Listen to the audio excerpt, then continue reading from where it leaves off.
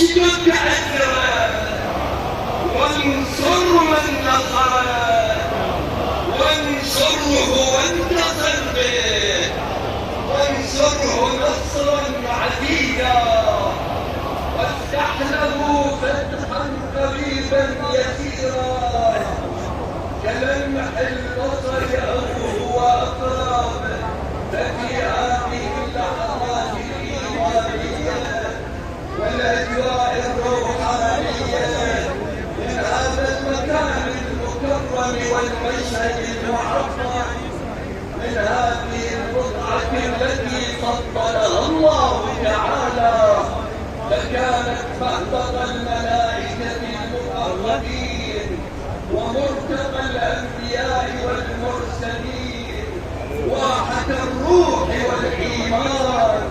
ومقصد السالكين ومأوى العارفين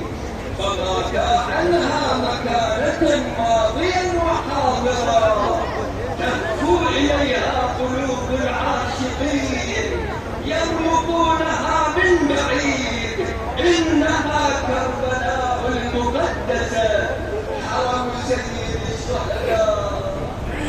وحرم عامل الوالية بفضل العباس باب الحوائج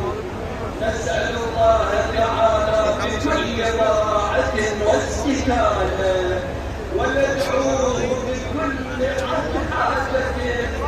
وطاقة ارفع الايدي الى السماء واصواتكم بالذكر يا الله